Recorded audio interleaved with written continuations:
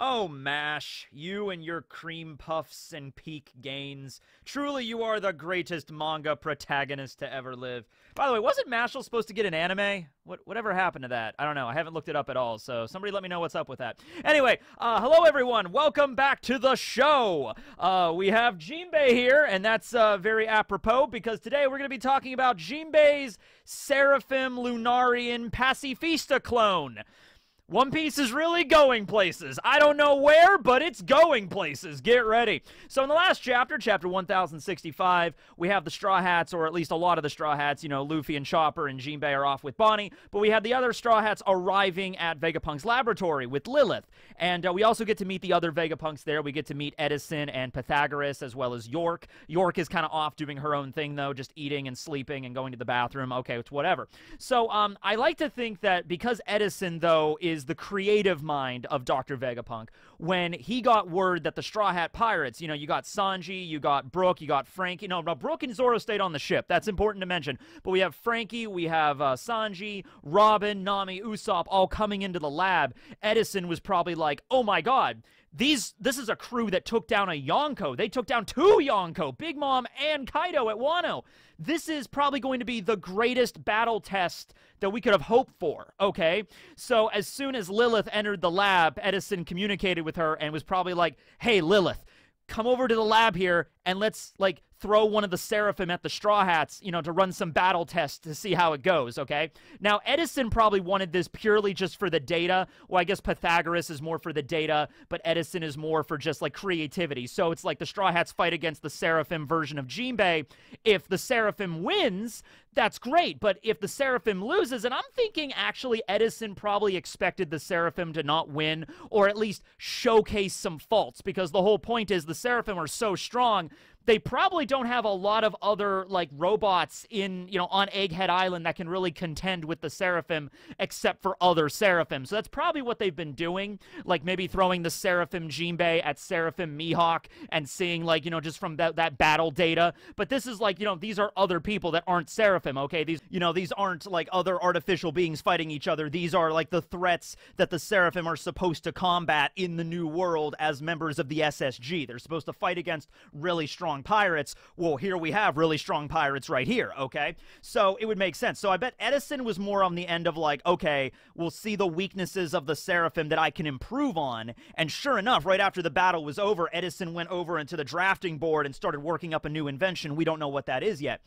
Lilith, on the other hand, was probably just because she's evil. And so after Edison told her the plan, Lilith was probably just like, oh, you want to throw one of the Seraphims at the Straw Hats? Oh, we should make it the one that's a member of their crew. Yeah, Shark. You know, Seraphim Jinbei. Oh, that would be so cool. All right, I'll be right at the lab. Hold on a second. You know, so that was probably, like, the reasoning behind Lilith and Edison why that happened, okay? I get the impression that Shaka was not in on that. The, you know, the Stella body, the main body of Vegapunk was not in on that. It was just Edison and Lilith having a little bit of fun. But Edison got some very valuable data from it. So did Pythagoras.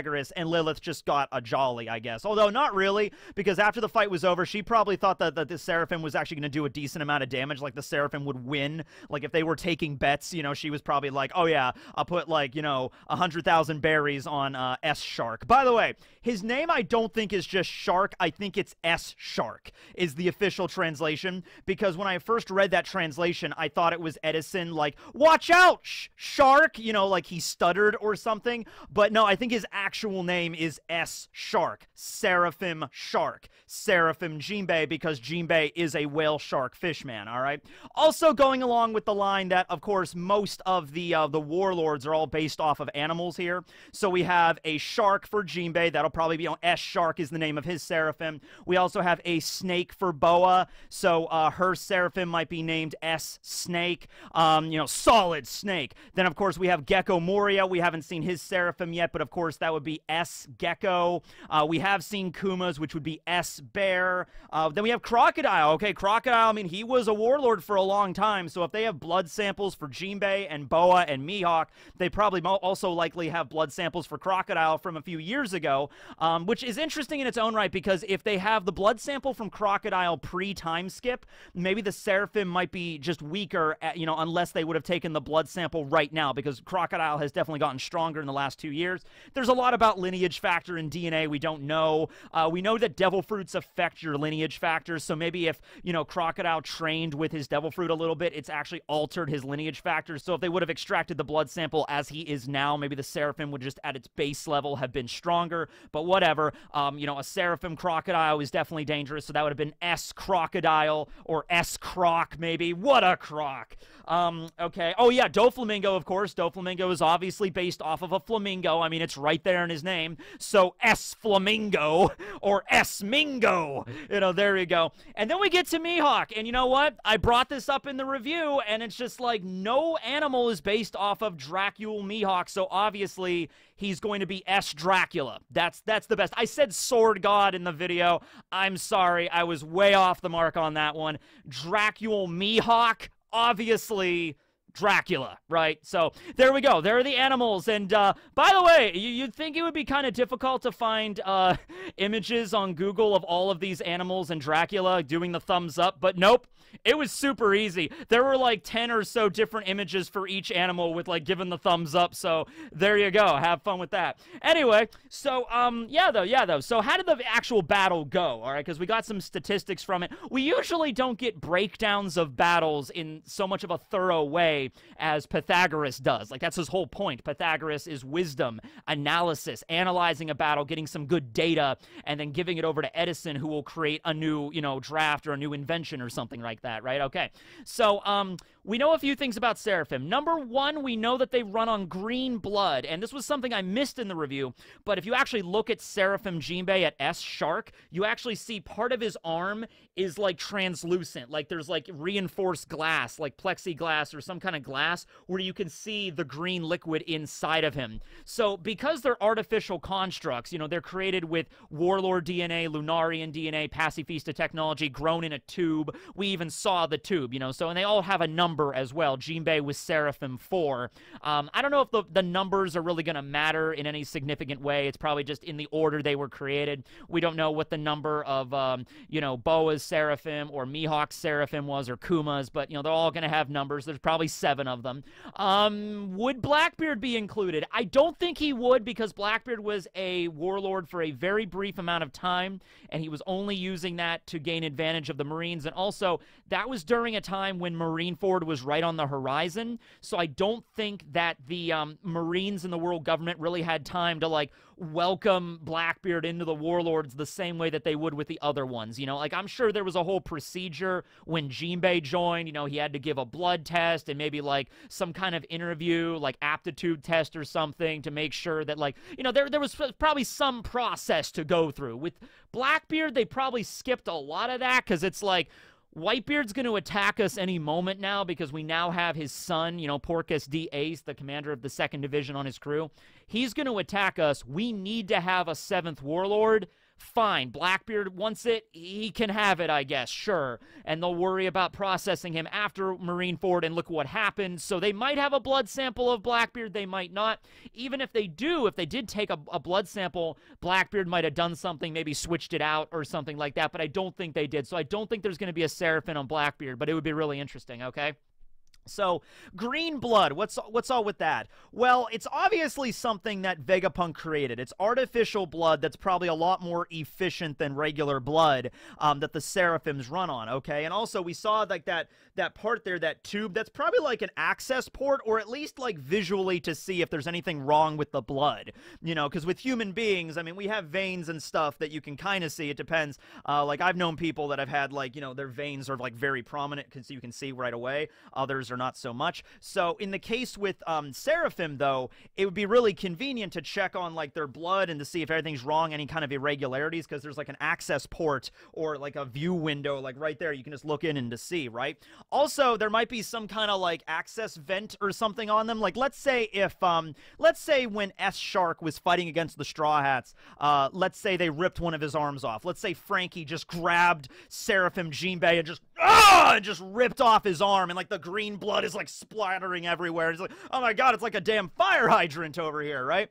Well, and then like the Seraphim like shuts down, like error, leak, and then, you know, it's like, oh no. But honestly, all it might have to do is just like patch the arm back in, like add another arm, and then and then just take a tube of the green goo of the green blood and just gloop, and just fill him back up with the green blood and just like ready to go. Like, it might literally be that simple because it's like an artificial thing created by Vegapunk. Also, something else that Pythagoras brought up is that, by the way, I love that there's a character named Pythagoras in One Piece now. Just something for me, just history nut. I love that.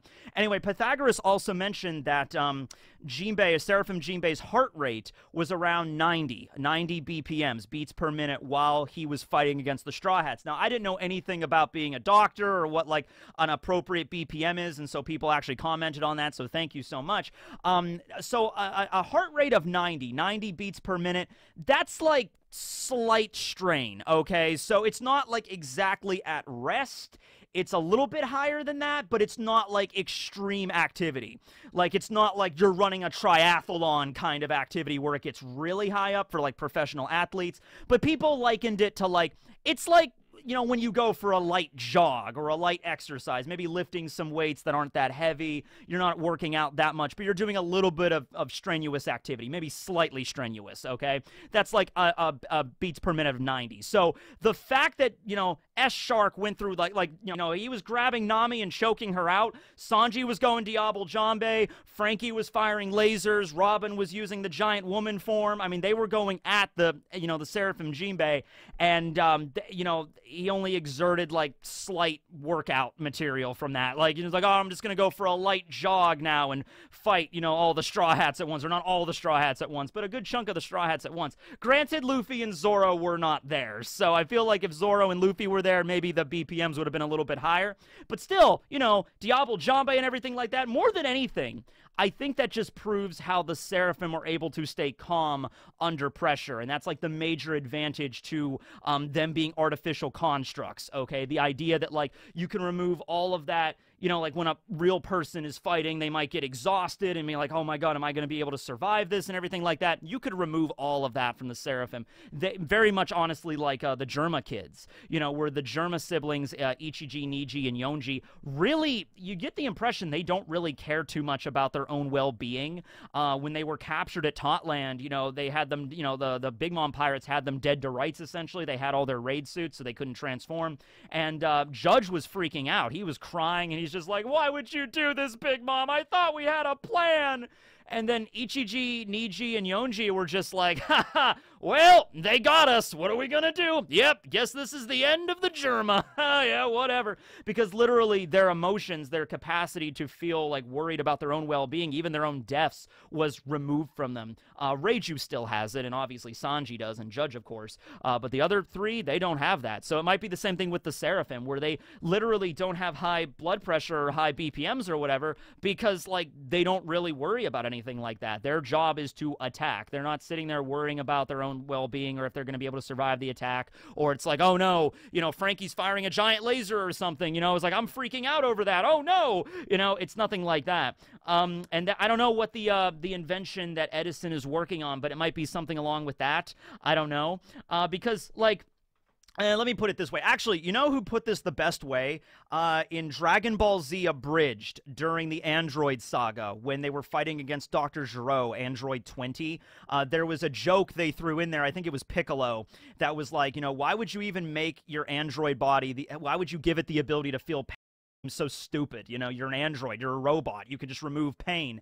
And Dr. Gero responded with, like, you know, you just don't understand the neurosystem. Pain is a very important thing to understand. Where a threat is near, where an injury is happening, pain is very important data in a battle. So that's kind of like the best way to really put it. Maybe they programmed the Seraphim without the capacity to feel pain, because they thought pain would be a detriment, but Edison realized, wait a second, pain might actually be useful. Not pain in the sense of, like, it becomes distracting, but data, being able to receive that data of, like, oh, there's an attack, it damaged my leg a lot, I need to watch that now because my leg is damaged. If it takes any more damage, it might get ripped off or something. So maybe that's what Edison's working on. Maybe Edison thought of a way to counter lasers, okay? Especially with S-Shark, because S-Shark has the power of the swim fruit. We'll get to that in a moment. helmet, and also Fishman Karate. And so the idea, like, oh, maybe S-Shark, maybe Edison's working on some invention that'll allow to use the swim fruit to, like, water to, like, bend the laser's light, like, refract it or something to, like, avoid laser shot. Maybe that was it, okay? Because Edison mentioned they had not put the Seraphim through the laser trials yet. And so when Frankie did that, that was like, you know, Lilith and Edison were having a good time collecting battle data, but then all of a sudden it's like, oh, wait, why does this giant cyborg wearing a Speedo, why does this guy know a laser technique? That should not happen. All right, we are not ready for that yet, okay? So I'm sure S-Shark is fine. It seemed like the laser did hit him. Okay, it did actually hit him, but I don't think he's down or anything. Maybe it did rip a hole in the outer layer of his flesh or his skin or something. It also might be something similar to the Germa kids in that regard, because it was mentioned when the Germa kids were like little kids, they had like an outer shell, and then that shell like expanded, and then they were adults, basically. Like, that's like, so they didn't go through like the normal growth phases. It was like more like robotic for them. That might be the same thing with the Seraphim. It might be like they have like an outer shell and they're all kids right now, but then they can grow into like a larger shell, which is like their adult forms or something, like some kind of chrysalis stage or something. I don't know. Oda's really just, you know, creating a whole new dynamic here. These are so different from the original Pacifistas, outside of just like the robotic idea, like they're kind of Terminators. They're just like, they don't express a lot of emotion. They're just like scanning, you know, stuff like that, but able to fire lasers. Other than that, though, very different from the first generation of Pacifistas. So let's talk about Devil Fruits here. Let's talk about the swim fruits. So in the review, I said that it was probably most likely that Vegapunk created an artificial version of the swim fruit. We already saw this, him creating an artificial. The only artificial fruit we know for a fact that Vegapunk created was the one that Momonosuke has, and it's this one right here. This was the one that was left on Punk Hazard, okay? Every other artificial Devil Fruit at this point was an artificial zone created by Caesar using the SAD, which, by the way, SAD, S-A-D, is a green liquid as well, but I don't think it has anything to do with the green blood. Well, okay. Let's just do a little bit of a caveat into that, okay? So I think the mechanism on how Caesar created the zones, the smiles, was that he basically took a bunch of animal DNA and mixed it with some other chemicals, and that created the SAD. That created SAD, this green, viscous, Nickelodeon slime kind of liquid, okay? And then using that, he created, you know, you could grow trees that produce smiles, okay? So I don't think Vegapunk used the exact same method, taking animal DNA and mixing it to make SAD, but the base of what SAD is, like those other chemicals, might very well be the same basis for the green blood that the Seraphim has. Does that make any sense? Because Oda mentioned in an SBS that, yeah, Caesar's kind of limit of his technology, of his science, is creating artificial zones. He can't create artificial paramecia or logia. It's probably a lot harder. It's easier to make zones because you just need animal DNA. Go, you know, take a giraffe, get a blood sample of the giraffe, and you can make artificial giraffe zones. And you could do that with any animal, right? Actually, did anybody try making an artificial human zone? That's an interesting theory. But beyond that, how do you make an artificial paramecia? How do you make an artificial logia? I would imagine the only way to do that is find somebody that has the original fruit and get a DNA sample from them. So in the case with the swim fruit, which is a paramecia that Senor Pink has, or maybe had, getting a DNA sample from him, then maybe you can just duplicate his fruit. That's the way you go about it. Logias are relatively rare. Well, okay, wait a second. Here's the thing. Well, maybe Caesar just didn't know the mechanism because it was so different, because Caesar was a logia. So if he knew how to do it, if that's all you needed was just like DNA from a logia, Caesar could have just extracted his own DNA and then made a gas logia artificial devil fruit. Well, maybe he didn't have the technology to do it, or maybe he didn't want to. Maybe he didn't want another version of his fruit out there because it's like competition, or I'm just going to assume he just didn't know how to do it. But Vegapunk does, okay? And Oda even said that. Like, Vegapunk may very well, I mean, he didn't say 100%, but he kind of implied that, like, Vegapunk, on the other hand, he might be able to make artificial paramecia and logias. Who knows, right? So, I like to think he created the artificial swim fruit. A lot of other people were under the impression, no, what if Senor Pink died? Senor Pink straight up died, and Vegapunk knows all about devil fruits, so he found a way to reincarnate it right then and there after Senor Pink died, and then he gave it to S-Shark. He gave it to the Seraphim Jinbei, and he has the actual swim fruit. You know, considering we're all talking about science and everything right here, I really like the idea that I want artificial Paramecia and Logias to exist, because that would be terrifying. That would be a game changer in the One Piece world, right? And so I would go ahead with that just because I'm, you know, biased toward that direction. However, I will say it would be rather sad that Senor Pink is dead if that's the case, but I mean, you know, he gets to now be with his wife and his son, because that was like the tragedy of Senor Pink's like life. You know, he met this, you know, beautiful woman, they fell in love, they got married, they had a baby, and the baby died. And then Russian goes into this catatonic, you know, vegetative state, basically. And that's the whole origin of Senor Pink wearing, like, the baby bonnet and the bib and everything like that, and the diaper everywhere he goes. And then eventually his wife also died. So, like, it would be tragic that he died, like, off screen, and his devil fruit was given to a Seraphim version of Jinbei.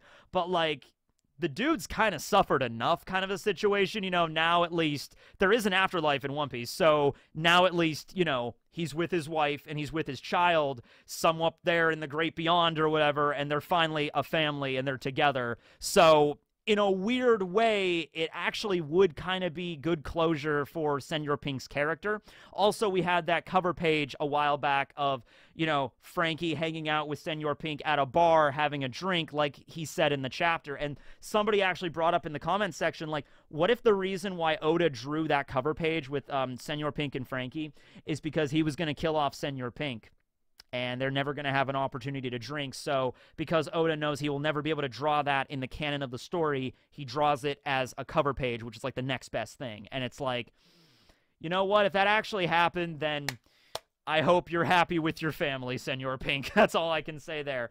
But that does bring up another interesting point, though. Aside from the Swim fruit, and I actually have never made a Devil Fruit discussion just about the Swim fruit, so I think I'll make one about that as well, because it's, you know, topical now. But also we have the Paw fruit. We have the fruit that Kuma has, which, you know, Kuma was transformed into a PX0. He already had the Devil Fruit, so he still has that. But does the Seraphim Kuma, would S-Bear have the Paw fruit? So we'll see that. We'll see that. If Seraphim Kuma has the Paw fruit, then that means, I think, right then and there, Vegapunk is able to replicate Paramecia's. Because the real Kuma is technically still alive, or at least the body that his Devil Fruit power inhabits is still alive. It's PX0. So that would mean he made a duplicate of it. I think mainly you would need the DNA from a Paramecia or a Logia, because I can't imagine how else. Or maybe you can extract the lineage factor directly from the Devil Fruit, too. That's another thing, too. Maybe that's the only way you can do it. Maybe the DNA from the user of a Logia is not good enough. Maybe you literally need to have the actual fruit to extract the lineage factor from that in order to make an artificial one. So in the case there, maybe the reason Caesar didn't do that, he didn't make a Logia, a Paramecia. No, sorry. The reason that Caesar did not make an artificial version of his Logia fruit is maybe because he would have to, like, die to get the fruit, and he can't do that because he's dead. You know, he would be dead at that point. He can't extract it and do science if he's dead. So, yeah. I also like to think, though, that Vegapunk knows so much about Devil Fruits, he might even be able to, like, you know, remove a Devil Fruit ability from somebody without them dying. I think if there's anybody in the world that would have access to that technology, it would be him. So maybe Senor Pink's not dead. Maybe Senor Pink had his Swim fruit removed from him and got turned back into a fruit, but he would still be alive, okay? It's, you know, it breaks the rules of everything we know about Devil Fruits up until now, but Vegapunk's the one that cracked the code on all this, so I think he might be able to do it. And if he can't do it, then it's probably not possible, all right? Well, anyway, yeah, that's the video. I just wanted to really talk about that there, but we also have a new episode of Animal Facts, so sit tight. But yeah, green blood, the beats per minute, you know, the swim fruit basically turning the ground liquid to be able to use Fishman Karate. That's very clever. Didn't expect that. You know, we didn't really see much. I mean, he's very fast, okay, which is a Lunarian thing. Maybe when the flames go out and back on again, I guess the Seraphims would be able to do that as well. The lasers are dangerous, and the lack of emotions also very dangerous. Also, we saw, like, the psychological factor here. The Straw Hats having to fight against one of their own. Obviously, this wouldn't work on everybody, but on the Straw Hats in particular, this was an issue. Let's say the Seraphim version of Boa attacks Sanji. doesn't matter. It's an artificial construct or a clone or something. Sanji's not going to be able to fight against the Seraphim Boa. So from a psychological perspective here, you can see how these would be advantageous, okay? It's the same reason why they probably modeled all of the pacifistas, the first model after Kuma. If you see an army of like 12 feet tall Bartholomew Kumas coming after you, you're probably going to run away and give up before you probably even try to fight back. You know what I mean? Like, that's the tyrant, Bartholomew Kuma. There's a whole army of them. We got to get out of here. You know what I mean? Like, yeah, before they even start firing lasers, they'd be intimidating as hell. So psychological warfare, remember that. Anyway, that's the video, and now we're moving on to a brand new installment of Animal Facts, and this will be Octopus Facts. Get ready, everybody. I don't have an intro yet, but octopus facts. Okay, go ahead. So, octopi or octopuses. It seems both of them, I always grew up thought that octopi was the appropriate plural. There's a bunch of different plurals. I guess the actual appropriate one is octopuses, so whatever, that's how it goes. So they are mollusks. There's about 300 species of them. They are extraordinarily intelligent. If you look up a list of pretty much like any website that's like, you know, here are the top 10 or top 20 smartest animals on the planet beyond humans, which even with humans sometimes I'm like, eh. But you know what I mean. So you got like, you know, orangutans, like other primates would be, you know, other great apes would be, you know, in that class. So like orangutans, gorillas, for instance. Crows are very intelligent. Rats are very intelligent. Goats are even very intelligent. But then you get to octopi. See, there you go. Octopuses, they're also extraordinarily intelligent. I love the way that their eyes look, like the little slit in their eyes, because whenever I see an octopus just chilling out on the ocean floor, I always get the impression with their eyes that they're so unimpressed by everything. They're just like, whatever. I'm just hanging out here on the ocean floor, just waiting for something to come by to eat. And then, like, a scuba diver comes down and is just, like, about to, like, oh, I found an octopus. That's so cool. And the octopus is like, dude, why you gotta, like, come on, man. You know, I'm just down here. You humans are up there with your boats and your submarines and your fancy scuba equipment. Can't you just let us chill out down here? You know what I mean? If the humans, you know, if another meteor hits the planet, right, and wipes out humans, you know, just like it did with the dinosaurs, and another animal kind of takes over and begins to evolve, I hope it's octopuses. I hope it's the octopus that actually takes over the world after us. They get another shot after we're gone. You know, they evolve into, like, maybe they have an underwater octopus society or something like that. Anyway, they can camouflage extraordinarily well. Their bodies are so malleable. You've probably seen a lot of videos of it. There was one octopus that was like a relatively large octopus that was on a boat, and the octopus found like a tiny little hole on the hull of the boat that went over to the side, and this octopus managed to squeeze through this whole thing like jelly and managed to escape. They can contort their bodies. They can flatten them like pancakes on the ocean floor. Perfect camouflage. Incredible. They have a siphon on their body that basically allows them to, like, jet water out, also allows them to breathe and eat as well, and that's how they propel themselves through the water, just like a jet of water. It's also how they release their ink. I'm sure a lot of people are aware that, like, if an octopus, like, one of their defensive mechanisms is releasing ink, an ink cloud in somebody's face. So the way they do that, it's not like they eject a massive amount of ink at once. They release a little glob of ink, just like a little bit of a bloop, and then they use that siphon to shoot a jet of water into that glob. So, like, imagine you have a glob of paint underwater, and then you blow into it. It'll just, like a cloud. So that's what it does, basically. That's how it works. So it's just a little bit of ink that's, like, you know, condensed, and then, like, in a kind of a thick kind of glob of ink, and then it just spreads out, and then, yeah, that's how they escape enemies in that regard. All octopi are venomous. However, there's only one, the blue-ringed octopus, we'll get to that one, definitely, that's actually, you know, fatally deadly venomous to a human. So we'll get to that. They can lay up to 70,000 eggs in one clutch, from 10 to 70,000. That's right, I said 70,000, okay? The mother octopus will guard this clutch of eggs because they need constant attention and cleaning and protection. They will guard them to the point where most likely the mother octopus will die after the eggs begin to hatch, because she will literally starve herself staying in, like, an area. It's usually like an underhang or like a cave underwater. Here's actually a picture of a mother octopus guarding her eggs. And this picture is so interesting to me. It really is. It kind of reminds me of, like, this is like the final boss of a video game, you know? Like, you're super tiny, and you wander into this cavern, and there's just, like, a giant clutch of eggs on the cavern wall, and then it's just, like, this giant, like, you know, octopus, like, emerges from the cave. That's, like, the mom octopus, like, protecting her eggs, and it's like, oh my god. So it's a very interesting image. And when it comes to the male octopus, they just die.